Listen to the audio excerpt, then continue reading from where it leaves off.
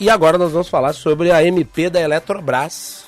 E para tratar do assunto, nós convidamos no programa de hoje a economista Helena Landau, que entende tudo no assunto. Ela foi assessora da presidência do BNDES, posteriormente diretora da área responsável pelo Programa Nacional de Desestatização durante o governo Fernando Henrique Cardoso. Ela é mestre em economia pela PUC do Rio de Janeiro e ela também cursou parte do programa de doutorado da economia do Instituto de Tecnologia de Massachusetts, MIT.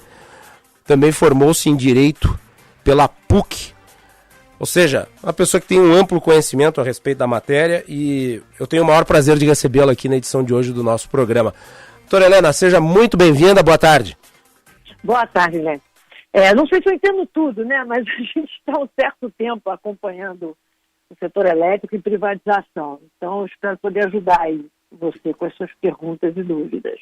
Vamos lá. Aliás, fazer referência, já que a senhora trabalhou durante o governo Fernando Henrique, hoje o ex-presidente Fernando Henrique completa 90 anos e cumpriu um papel importante na redemocratização, organizando a economia brasileira, dando estabilidade, possibilitando que muito do que foi de positivo feito até aqui se realizasse. Então, referência ao ex-presidente, que é uma figura importante da história do Brasil. E foi uma honra para mim participar do governo dele, um governo democrático, com reformas liberais, com inclusão social. Assim, espero que a gente consiga ter essa possibilidade de ter algo desse tipo, né, em 2022, as eleições, em 2023. É isso aí. Bom, vamos falar da MP da Eletrobras.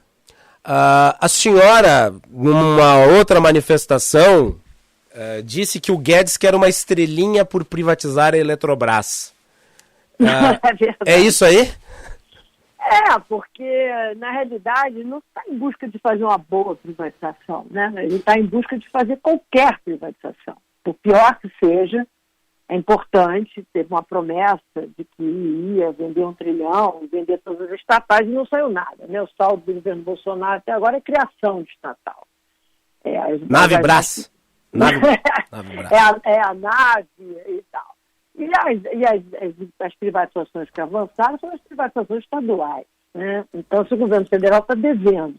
Então, a Eletrobras é a última chance que tem ainda nesse mandato. E o Guedes lavou as mãos. Você vê que ele não fala sobre a privatização, ele não participou das negociações, nada. Então, e o que saiu do Congresso Nacional é muito ruim. Não que fosse inesperado, mas é muito ruim. E é muito constrangedor o silêncio do governo e o aplauso do governo ao que saiu de lá, né? O projeto original, eu cheguei a conversar aqui com o Diogo McCord, que é secretário de desestatização do governo. Falamos sobre o projeto original. O projeto original era bom e ele foi desconfigurado na Câmara dos Deputados. O curioso é que o governo indicou voto no substitutivo do projeto original. E aquilo começou a perder a essência e se transformou numa jabuticaba com uma enorme quantidade de jabutis dentro. E mais jabutis foram apensados agora no Senado, né, doutora Helena? Eu acho que é certa ingenuidade do secretário de Estatização McCord achar que, tendo aberto as negociações já na partida, quando você entrega a medida provisória com várias concessões políticas, especialmente para o presidente do Senado, que é um fundo de revitalização de fundos totalmente desnecessário e sem nenhuma explicação técnica, que outras demandas políticas não pudessem ocorrer. Se você concede ao presidente do Senado ou ao Arthur Lira, por que não fazer com os outros? O que faltou foi o governo defender o projeto. Assim que sai da Câmara dos Deputados, você vê as declarações do próprio secretário e do ministro de Minas e Energia apoiando o que saiu da Câmara, quando eles deviam estar criticando o que saiu da Câmara. Então, você apoia o que sai da Câmara, chega no Senado, o Senado piorou um pouquinho, né? Novas concessões ainda são feitas. Então, assim, a única solução que se tinha era uma emenda que foi feita pelo senador Tasso Gereissati, que revogava, né? todos os acréscimos feitos pelo deputado Elmar Santos. Mas eles usaram uma técnica legislativa, assim, já sabendo que isso poderia acontecer, então, ou era tudo ou nada, eles usaram uma técnica legislativa que você não pode cortar, nem vetar, nem emendar, né? Ou cai tudo ou fica tudo, né? E isso é um precedente muito perigoso, porque agora você não consegue fazer ajustes entre as duas casas, né? O jornalista Daniel Ritter, aliás, que é repórter do Valor Econômico... Muito bom, sabe muito bem do assunto. Ele é entendedor da matéria, ele publicou ontem no Valor uma reportagem sobre o artigo a Saramago. Ah, é verdade. É exatamente isso. Essa técnica legislativa que eles acharam, né, para impedir ajustes. Tu pega um textão, coloca como um artigo dentro da lei, insere um monte de coisa ali dentro e não se pode cortar nada. Não tem como fazer um veto parcial dentro de um artigo. Não, você tem que fazer uma impugnação absoluta. Quer dizer, na realidade, se o governo quisesse retomar a medida provisória no seu texto original, a gente até perdeu de perspectiva a qualidade da proposta da medida provisória, porque os adendos ficaram tão ruins que a gente ficou discutindo como tirar os adendos. O governo poderia questionar a constitucionalidade e incorporar assuntos que não são assuntos do objeto da medida provisória, né? O Supremo Tribunal Federal já tem uma posição de que medida provisória, exatamente pelos requisitos de relevância e urgência, não pode incluir outros assuntos. E o governo, se quisesse, o próprio secretário, poderia argumentar que não era possível. Então, assim, perdeu também a oportunidade nesse tipo.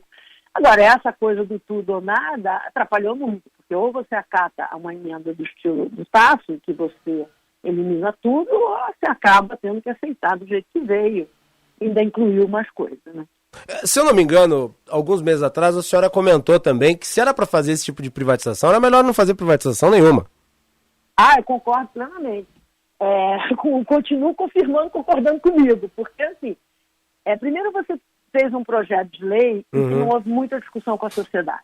Foi um projeto de lei entregue sem nenhum estudo básico que dissesse por que aquela forma de venda foi escolhida, por que vender a Eletrobras como um todo, discussões sobre divisão de recursos, nada disso foi discutido ou foi apresentado no estudo que desse base. É bem diferente do que se fazia no passado. Você fazia os estudos e quando chegava no Congresso Nacional, se alguma lei fosse necessária, você já tinha um embasamento técnico, né, bastante discutido para confirmar a posição do governo ou fazer ajustes dentro de um escopo técnico. Então, isso não foi feito. Então, o projeto de lei já tinha esse problema. Quando vai para a medida provisória, era absolutamente previsível que, com 120 dias, você não conseguiria fazer um processo bem feito.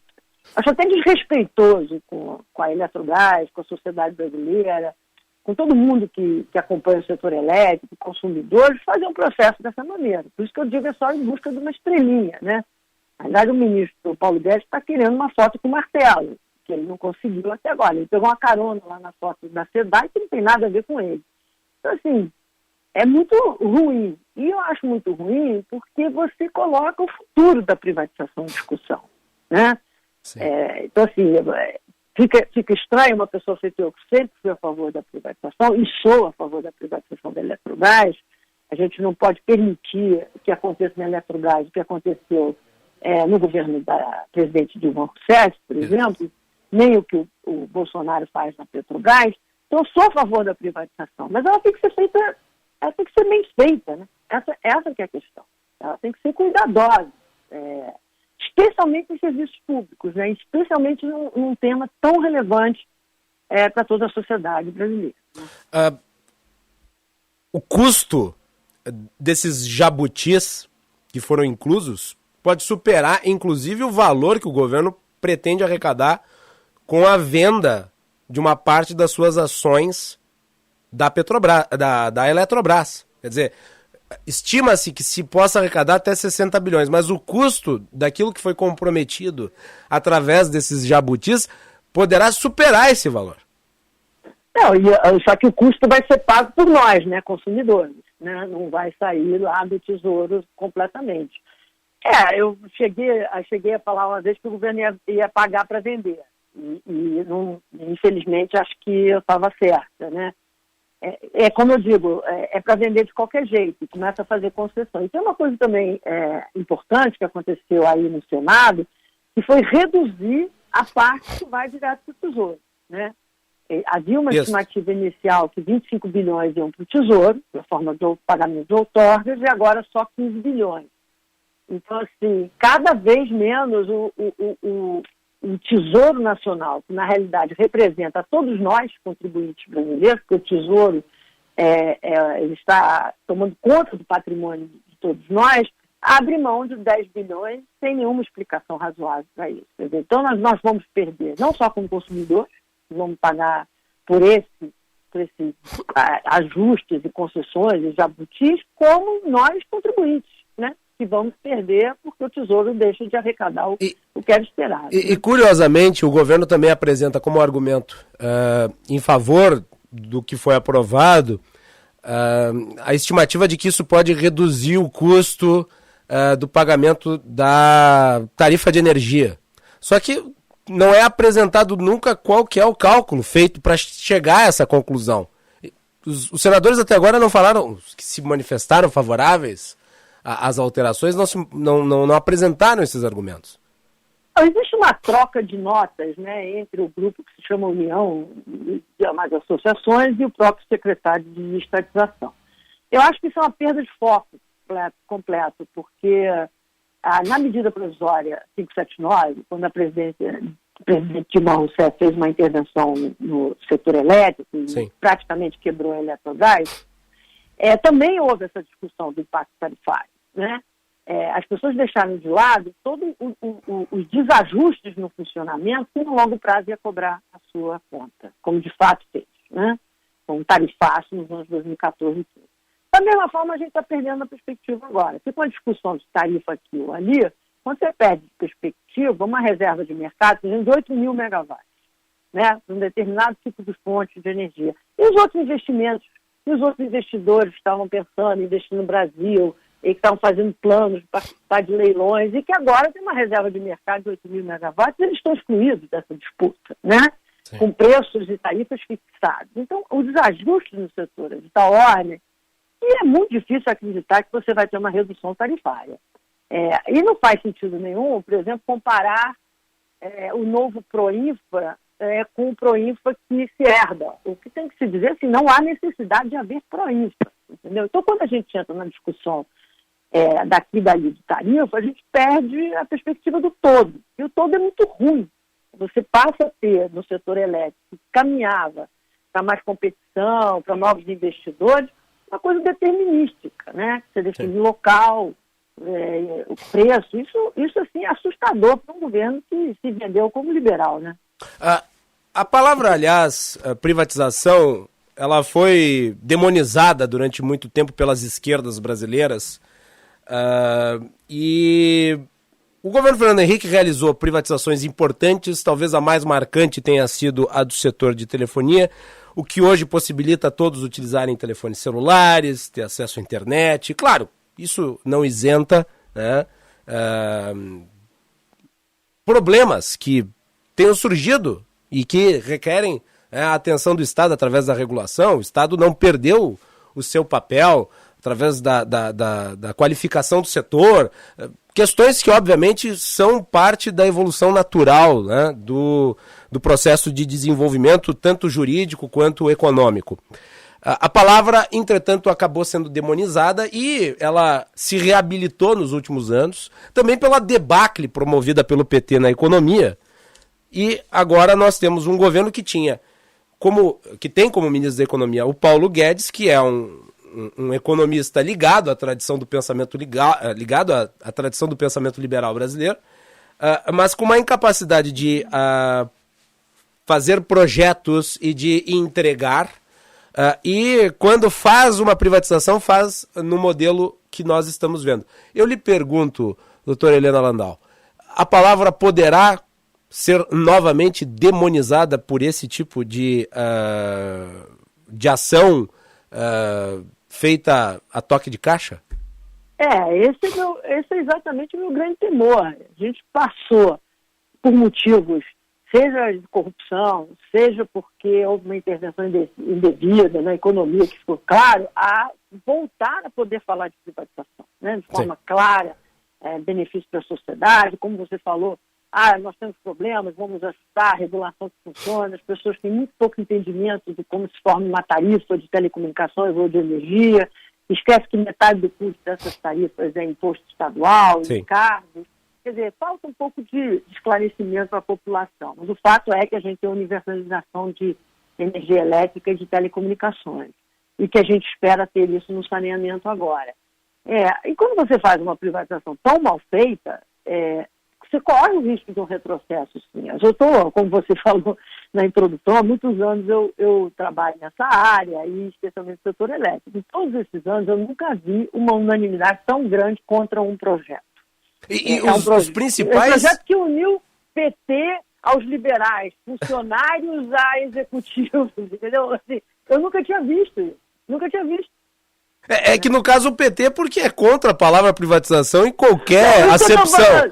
Agora, os liberais, os principais políticos liberais que estão no Congresso, a nata do pensamento econômico liberal no Brasil repudiou o projeto que foi apresentado. Porque exatamente para a gente poder continuar defendendo reforma do Estado, a gente tem que defender uma reforma do Estado bem feita. Então, o problema que a gente viu nessa privatização da Eletrobras e a fragilidade do governo na negociação, o domínio do Centrão para, vamos dizer assim, avançar sobre o orçamento, sobre os recursos dos contribuintes, sobre a tarifa dos consumidores, a gente vai ver em outras reformas. A gente vai ver na reforma administrativa, na reforma tributária. Então, assim, isso para mim, me assusta não só no retrocesso em relação à privatização, mas a qualidade das reformas que a gente vai ver nesse assodamento para dizer que fez alguma coisa. Assim, definitivamente, o ministro da Economia não está preocupado com a qualidade das coisas. Não está. Inclusive, ele está completamente ausente do debate. Ele está mais preocupado com o desperdício que o brasileiro come muito do que ir lá discutindo no Congresso Nacional a defesa do patrimônio da sociedade, do público, a defesa dos ideais liberais que ele tanto prega. Né? Aliás, eu devo dizer que eu fiz ontem no Twitter um comparativo dizendo que a MP da Eletrobras, o governo serviu o prato do Centrão e as sobras ele deu para os liberais no modelo muito semelhante a esse proposto pelo Guedes em relação à distribuição de alimentos para pessoas que passam fome. Exatamente, a gente fica com as migalhas, entendeu? Fica com os restos, né? Os restos que sobram do restaurante.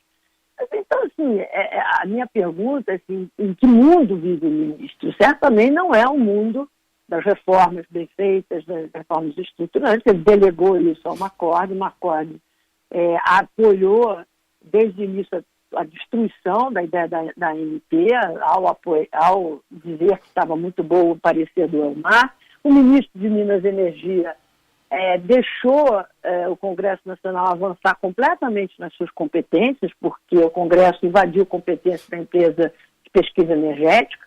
Ontem, no Senado, você invade competência da FUNAI, do IBAMA, da Agência de Águas. Quer dizer assim, eu acho que eu nunca vi um strike tão grande, né? Porque você bota o custo do jabuti, eles distorceram completamente a forma de operação do setor elétrico e foi assim, um strike de boliche na governança, né?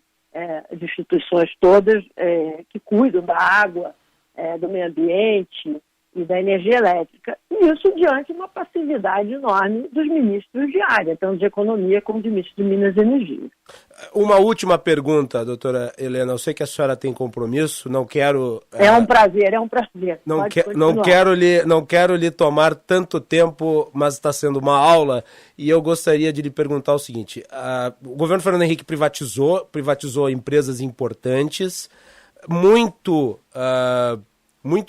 pela capacidade de articulação política e de conhecimento do setor público. Quer dizer, você tem técnicos que têm experiência na iniciativa privada, mas ao mesmo tempo têm experiência no setor público, conhecem as engrenagens.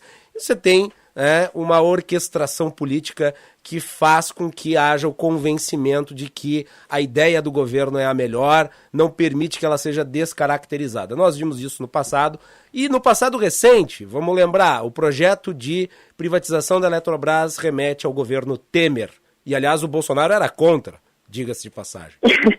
Vamos lembrar isso. Continua, né? Só que de forma disfarçada, ele só virou a favor agora porque está na mão do Centrão, né? Perfeito. Eu lhe pergunto, a senhora acha que, tirando a qualidade dos quadros que estão no Ministério da Economia, no setor privado, falta a eles experiência no setor público para entender como é que é o traquejo da coisa? E falta a capacidade do governo de ter uma independência argumentativa e de capacidade de convencimento por vias institucionais, na melhor acepção, dentro do Congresso, para fazer com que projetos sejam feitos, entregues ao Congresso e votados da forma como o governo queria? Olha, essa pergunta daria para a gente conversar mais 1 hora sobre o assunto. Eu vou tentar ser uma pergunta muito importante. Eu vou começar a ser objetivo. Em primeiro lugar, você não faz políticas de transformação, como o Fernando Henrique fez, que só no ano aprovou 5 ou 6 emendas constitucionais para viabilizar a reforma do Estado, sem uma liderança. Sem uma liderança com credibilidade, com respeito ao Congresso, com firmeza, como foi o Fernando Henrique. Então, hoje, nos 90 anos de Fernando Henrique, a gente tem que lembrar a importância de um presidente que respeita as regras democráticas e que negocia com o Congresso Nacional de forma transparente, mas com firmeza. Tá? Tinha uma equipe técnica muito boa e presente. Né? Tinha um projeto de país, e tudo se articulado. Então, você faz a privatização, ela faz parte de uma reforma que ajuda no real, que tem estabilização monetária. Isso está ausente hoje. São pequenas coisas que vão acontecendo sem uma organicidade. E terceiro, eu não diria que é falta de experiência da equipe, porque tem técnicos com experiência do setor privado, técnicos que estão lá a vida toda, e são de qualidade, mas assim, há na liderança uma certa arrogância. Uma arrogância de que eu sei tudo, eu faço tudo. O próprio... Foi assim na reforma da Previdência. Foi assim na reforma da Previdência. Aí só passou depois que ele desistiu da capitalização, o Paulo Guedes. A reforma tributária está atrasada há 2 anos, porque o Paulo Guedes insiste na CPMF.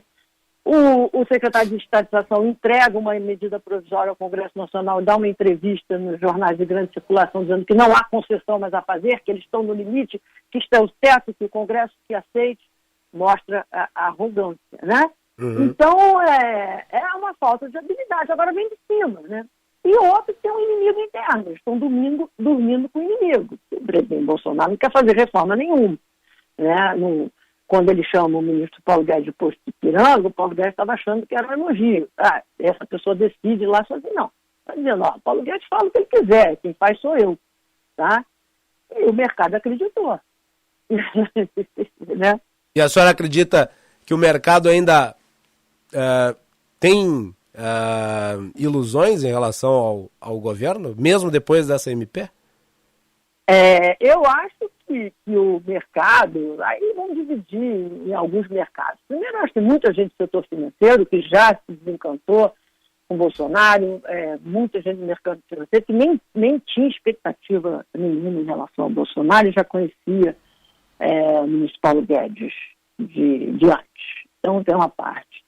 Tem outra parte que, por exemplo, na área de energia elétrica, dentro dessa medida provisória, tem um grupo que quer que a Eletrobras seja vendida a qualquer preço, porque acha que é importante sair da mão do governo e, portanto, vai aceitar qualquer coisa que saia da medida provisória, desde que não viabilize a própria venda da empresa. Né? E tem um grupo que está assustado com a intervenção no setor elétrico, um setor pujante, né, cheio de novos investidores, com leilões de sucesso, e com essa intervenção grande na forma de operação do mercado, não sabe mais como é que os investidores vão reagir. Investidores, que eu digo, não investidores de curto prazo, mas investidores do setor. Então, assim, pode ter um impacto muito negativo. Eu acho que as pessoas não estão mais encantadas com o governo Bolsonaro de jeito nenhum, né? Se tiver algum dia na vida, não é o meu caso. Muito bem. Doutora Helena Landau, eu gostaria de lhe agradecer muito por ter aceito o convite para participar aqui do nosso programa, falando sobre essa área, que a senhora tem uma reconhecida história, uma experiência muito grande e contribuiu muito aqui para o esclarecimento de certos pontos que estavam, obviamente, latentes e que despertam a atenção de todos os que são preocupados com um setor tão importante quanto esse e que vive, infelizmente, um momento muito difícil, né? Inclusive com a possibilidade de racionamento de energia, uma situação caótica aí que se avizinha. Então eu gostaria de lhe agradecer muito e deixar os microfones da Rádio Bandeirantes sempre à disposição. Muito obrigado pelo convite, um abraço a todos e bom fim de semana. Para a senhora também.